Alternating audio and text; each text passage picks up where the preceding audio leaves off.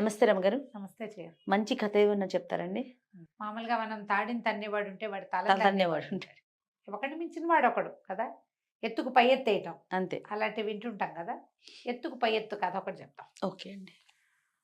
ఒక రైతు సంతకి నడిచి వెళ్తున్నాడు. హుహు. ఈ లోపల ఒక షావుకారు సుబ్బయ్య గారు కలిసాడు. ఎక్కడికి రా నా ఏమిటి రైతన్నా ఎటు వెళ్తున్నావు అని అడిగాడు. సంతకేనండి అన్నాడు. అబ్బో నేను సంతకే బోడు దూరం నడవాలి. సరేలే కబుర్లు చెప్పుకుంటూ కాలు సాగిస్తే ఎంతలో అవుతుంది నడక, కలిసి నడుద్దాం పదా అని ఈ రైతన్న చాలా అమాయకుడని షావుకారు గారి ఉద్దేశం. సరే మాట్లాడుకుంటుంటే ఈయన అన్నాడు, పొట్టిక బూసుబోక గాసమా బూసమా కబుర్లు చెప్పుకుంటే ఏం బాగుంటుంది, కథ చెప్పుకుందాము, ఓ పని చేద్దాం, వింత వింత కథ చెప్పుకుందాం, వింతలైన కథలు. ఎవరు కథకి ఎదురు ప్రశ్న వేయకూడదు. హుహు. నువ్వు కూడా ఆలోచించుకో. అలాంటి కథ ఎదురు ప్రశ్న వేయకూడదు, నమ్మకపోవటం ఉండకూడదు, నమ్మాలి. నమ్మకండి ఆ ప్రశ్న ఇస్తే కనుక ఓడిపోయినట్టు. నా ఓహో! కథ నేను చెప్తాను, నీ కథ నువ్వు చెప్పుకో. ఇద్దరు చెప్పుకోవాలి. ఇద్దరం కథలు చెప్పుకుందాం, వింత కథల పందెం వేసుకుందాం. ఓకే. నా వింత కథ నేను చెప్తాను, నీ వింత కథ నువ్వు చెప్పు. మధ్యలో ఎదురు ప్రశ్న వేయకూడదు. అలా ఎలా ఉంటుంది అనకూడదు. ఏం చెప్పినా వినాలి, పువ్వు కొట్టాలి. ఎవరు ఎదురు ప్రశ్న ఇస్తే వాళ్ళు ఓడిపోయినట్టు. బాగుంది కదా. సరే అని చెప్పు మరి కదా అన్నాడు. అనేసరికి రైతన్న అన్నాడు, పెద్దాడివి, వయసులో పెద్దవాడి, స్థాయిలో పెద్దవాడివి, ఐడియా ఏమో నీది, నువ్వే చెప్పు సుబ్బన్న కథ అన్నాడు. షావుకారు సుబ్బయ్య గారు మొదలుపెట్టారు. నేను ఒకసారి ఇక్కడ పెద్ద ఒంటెల బిడారుని చూశాను. బిడారుని ఎట్టా చూస్తారు, వీళ్ళు ఉన్నదేమో అమలాపురం దగ్గర పల్లెటూరు. అక్కడ ఒంట్లు ఉంటాయి. అదే కదా, ఎడారి కాదు కదా. ఎడారి కాదు కదా. రైతన్న అబ్బా అన్నాడు. నీకు ఆశ్చర్యంగా లేదు అని అడిగాడు సుబ్బన్న. ఆశ్చర్యానికి ఏముంది, ఒంటలు ఏం ఆశ్చర్యం లేదు, చెప్పుకోను అన్నాడు రైతు. సరే పెద్ద వంటలు పెట్టారు. ఒకటి అవి ఎన్నున్నాయి లెక్క పెడతానుండు, 30, 40, 50 కాదు, 101 మొత్తం. 101 వంటల్ని ఏం చేశారంటే వాటిని ఒకదాని వెనకాల ఒకటి బారుగా పొడుగ్గా నుంచోబెట్టారు, వరుసగా నుంచోబెట్టారు. బాగుంది.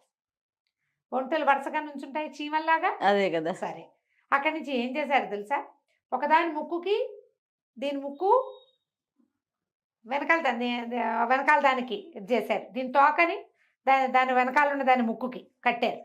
దీని తోక దాని ముక్కు చొప్పున అటా కట్టి 101ని అలా లైన్గా నుంచోబెట్టారు. నడుస్తున్నాయి వంటలన్నీ కూడా ఒకదాని వెనకాల ఒకటి దారంతో పూసల్లాగా నడుస్తూ వెళ్తుంది. ఆశ్చర్యం కాదు అన్నాడు సుబ్బయ్య. అంటే ఆశ్చర్యానికి ఏముంది, అట్లా నేర్పించుంటారు, అట్లా నడుస్తున్నాయి, నువ్వు కథలోకి వెళ్ళు పర్వాలేదు అన్నాడు రైతు. ఎదురు ప్రశ్న ఎట్లేదు. అట్ట నడుస్తాయే వంటలు అనద్దు అట్లా నడుస్తుంటే ఏమైంది, పైన ఒక గద్ద తిరుగుతోంది. ఆ గద్ద అమాంతం కిందకి దిగి ఆఖరి నుండే ఉంటే దాని తోక పుచ్చుకుని లేవ తీసుకెళ్ళిపోయింది. ఒంటె తోక పుచ్చుకుని గద్ద ఆకాశంలోకి తీసుకుపోతే ఇంకేముంది, ఒక ఇంటి వెనకాల ఒక వంట లేచిపోయినాయి మొత్తం. ఆ గద్ద పట్టుకుని వెళ్ళిపోతుంది తినడానికి. ఓహో. 101 వంటలు వేళ్లాడుతున్నాయి దాని ముక్కును పట్టుకుని. మరి ఇప్పుడు లైన్ గా కట్టారు కదా, ఒకదాన్ని లేవదీస్తే మిగిలినవన్నీ లేస్తాయి కాదు. అలా వెళ్తూ ఉంది, పైకి ఎగిరిపోయింది. ఎంత ఆశ్చర్యమో కదా అన్నాడు. ఆశ్చర్యం ఏం లేదు, భలే ఉంది కదా, ఎంత బాగా చెప్తున్నావో, ఎక్కడి నుంచి తెచ్చావు సుబ్బన్న ఈ కదా, చెప్పు తర్వాత ఏమైందో చెప్పన్నాడు రైతు. ఏముంది, అవి అలా తీసుకెళ్తుంటే ఒక రాజుగారి ఉద్యానవనం మీదుగా వెళ్తుంది గద్ద. కింద ఒక రాజకుమార్తె, కొంతమంది దాసీగణము నుంచున్నారు చెలికత్తెలు. ఇంతలో ఏమైంది, ఈ తోక పుచ్చుకుంది కదా, ఏ ఒంటె తోకనైతే గద్ద పైకి లేవదీసి పట్టుకుందో ఆ ఒంటెకి ఏదో కడుపులో బాధ వచ్చేస్తుంది ఉన్నట్టుండి. గిల గిల గిల గిల తన్నేసుకునేసరికి అలా ఆ తన్నుకునేసరికి తాళ్ళన్నీ ఊడిపోయి ఒంటెలు వరుసగా కింద పడిపోయినాయి. అది కూడా పడిపోయింది కింద. ఏదో గద్ద ఒకటి పైన వెళ్తుంది, అదేదో తాడు పుచ్చుకెళ్తుందని రాజకుమార్తె దాసులు తలకాయ ఎత్తి పైకి చూస్తున్నారు. ఏముంది, ఆ ఒంటె జారిపడి యువరాణి కంట్లో పడిపోయింది. ఎడం కంట్లో పడింది. పడ్డం ఏమిటి, అంతే. ఇక గద్ద ఇంకేమి చేసేది లేక వెళ్ళిపోయింది. యువరాణి కన్ను నలుపుకుంటోంది. చెలిక తిరిగింది. ఏమైందమ్మంటే, ఏదో కంట్లో చిన్న నలకబడిందే అంటోంది అని చెప్పి కన్ను ఇట్లా అంటుంది. అంటుంటే ఏం చేసింది, ఓ దాసీది వచ్చి ఉండండి ఏం పడిందో నేను తీస్తా అని చెప్పేసి పక్కన ఉన్న పత్తి చెట్టు నుంచి చిన్న పత్తి కోసి దాన్ని ఇట్లా వెలిపెట్టి పుల్లలాగా కంట్లోంచి తీస్తే ఒక ఒంటి వచ్చింది బయటికి. ఒంటి రాగానే పక్కన ఇంకో చెలికత్తే హ్యాండ్ బ్యాగ్ వేసుకుని ఉంచింది, రాణిగారిది, యువరాణి గారి హ్యాండ్ బ్యాగ్. టకీమని ఆ ఒంటని పుచ్చుకొని హ్యాండ్ బ్యాగ్లో పెట్టింది. ఇట్లా ఒక్కో వంట తీస్తూ ఉంటే చెలికత్తేమో పత్తి కోసబెట్టి తీసేస్తోంది. రెండో చెలికత్త వచ్చిన వెంటనే వచ్చినట్టు హ్యాండ్ బ్యాగ్లో పెట్టేసుకుంది. బ్యాగ్లో పెట్టుకుని ఇంటికి వెళ్ళాక దేంట్లోనో పడేస్తాను అని చెప్పింది. యువరాణి గారు కన్ను నలుపుకుంది, కన్ను సరిపోయింది, అయిపోయిందే, తగ్గిపోయింది, పర్వాలేదండి.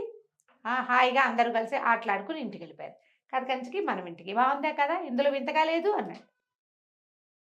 ఈ రైతు అన్నాడు, వింతకే ఉంది, కథలు ఇట్టగే ఉంటాయి, ఎంత బాగుందో, భలే బాగా చెప్పావు. ఇప్పుడు నేను చెప్పనా ఓ కథ అన్నాడు. ఇప్పుడు వీడు ఎదురు ప్రశ్న వెయ్యలేదు కాబట్టి ఏమీ పందెం లేదు. వీళ్ళు వేసుకున్న పందెం ఏమిటి? ఎదురు ప్రశ్నించకూడదు, సాధ్యమా అని అడగకూడదు. పందెం ఓడిపోతే 1000 రూపాయలు ఇవ్వాలి. ఓహో. ఒకవేళ ఇప్పుడు ఈయన దగ్గర షావుకారు ఓడిపోయాడు అనుకో 1000 రూపాయలు. అదే రైతు ఓడిపోయాడు అనుకో, రైతు బక్కవాడు కదా, డబ్బు ఇవ్వలేడుగా. 3 ఏళ్ల పాటు ఒట్టిగా కౌలు చేసి పెట్టాలి వాళ్ళ పొలం. బాగుంది. పొలం కౌలు చేసి పెట్టాలి ఫ్రీగా. ఆయన పొలం ఈయన దున్ని పెట్టాలన్నమాట. దున్ని విత్తనాలు వేసి పండించి ఇవ్వాలి. ఇది లెక్క పెట్టుకున్నారు. అక్కడి నుంచి ఏమైంది, రైతుని చెప్పమన్నాడు కదా. రైతు అన్నాడు, మా నాన్న ఈ పరగణాలకే రాజు. ఆయన దగ్గర ఎన్ని గొడ్లు ఉండేవో, ఆవులు, గేదెలు, మేకలు, ఎడ్లు, గిత్తలు, అసలు కుక్కలు, పిల్లులు, కోళ్ళకైతే లెక్కే లేదు. అంటే వీటి నవ్వొచ్చింది షావుకారికి. మీ నాన్నకి ఎక్కడెవరా అనాలి. పళ్ళు గిట్టగరుచుకున్నాడు. ఎందుకంటే ఈ చూస్తున్న రైతే పరమ పేద రైతు. వీళ్ళ నాన్న ఇంకా అతి పేద రైతు షావుకారికే తెలుసు. వీడి తాత కూడా షావుకారికి తెలుసు. ఆయన కూలి పని చేసేవాడు. వీళ్ళ నాన్న ఒక 1/2 ఎకరం సంపాదించాడు, వీడు ఒక 2 ఎకరాలు సంపాదించుకొని ఉన్నాడు. వీడికంటే వీళ్ళ నాన్న దగ్గర 100 గొడ్లు, 150 కోళ్ళు ఎక్కడి నుంచి వస్తాయి? ఊరుకున్నాడు. అయితే మా నాన్న దగ్గర బోల్డని గుర్రాలు, గాడిదలు కూడా చాలా ఉండేవి. కంచర గాడిదలు కూడా ఉండేవి. అసలు ఆ ప్రాంతంలో గుర్రాలు లేవు, గాడిదలు లేవు. అమలాపురం పక్కన గుర్రాలు ఎక్కడివి, గాడిదలు ఎక్కడివి? అదే కంచర గాడిదలు ఉండేవి ఈ బట్టలు మోయటానికి. కంచర గాడిదలు లేవు, కథల్లో ఉంటాయి. ఊరుకున్నాడు, బిగపట్టుకున్నాడు, ఏం మాట్లాడకండి. అయితే మా నాన్న దగ్గర ఒక పొట్టి గుర్రం ఉండేది. ఎంత పొట్టిదో అది. ఆయనకి భలే ఇష్టం. దాని మీదకి గాలపింగ్ చేయించేవాడు, గుర్రాన్ని పరిగెత్తిచ్చేవాడు. అయితే ఒకనాడు గుర్రాన్ని దౌడు తీస్తుండగా ఏమొచ్చిందిట ఆయనకి. ఆయన ఎప్పుడూ అదే వేసుకెళ్ళేవాడు. జీన్ చిరిగిపోయి, చిరిగిన జీను రుద్దుకుని గుర్రానికి నడు మీద ఇంత పుండు పడింది. వీప్ మీద పుండు పడితే ఇక అసలు మామూలు పుండు కాదుట అది. ఆ పుండున్న గుర్రాన్ని ఆయన తోలుకుని ఇంటికి వస్తుంటే పెద్ద గాలి వచ్చింది. గాలి వచ్చేసరికల్లా ఎంత దుమ్ము దూగరా వచ్చి పడ్డాయంటే, దీనికి పుండు పడింది కదా, ఎర్రగా మట్టి నెత్తురుగారుతోంది. దాని మీద మొత్తం దుమ్మంతా పట్టేసింది. ఆ దుమ్ముతో పాటు కొన్ని వడ్ల గింజలు కూడా వచ్చి దాని డొక్కలో పట్టేసాయి ఆ గుర్రానికి. వడ్ల గింజలు రక్తపు తడికి మొలకెత్తి బయరేసినాయి.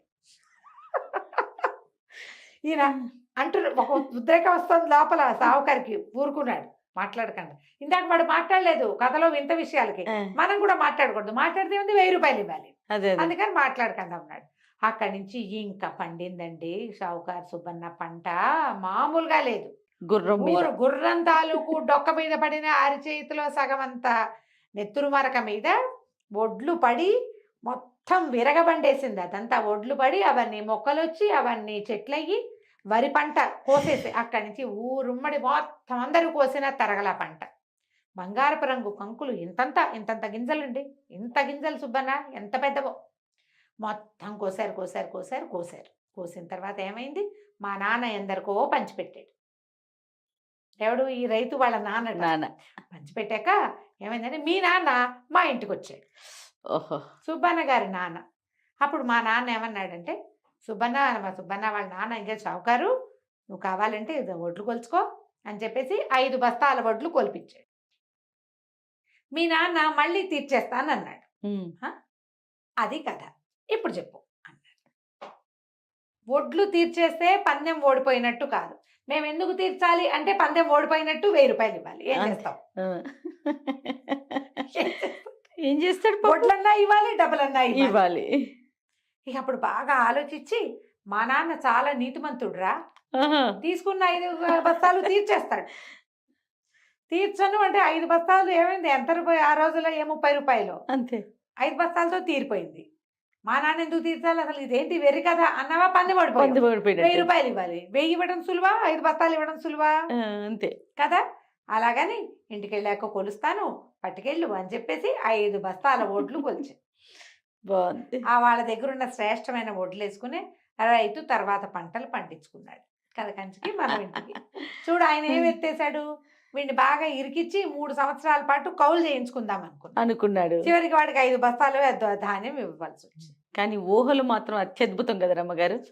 సూపర్ అండి, అసలు నిజంగా ఊహ కందట్లా. అదే చాలా బాగుందండి. కథకంచికి మనం ఇంటికి. నమస్తే రమ్మగారు. నమస్తే. సుమన్ టీవీలో మీ పర్సనల్ అండ్ బిజినెస్ ప్రమోషన్స్ కోసం కింది నెంబర్కి కాంటాక్ట్ చేయండి.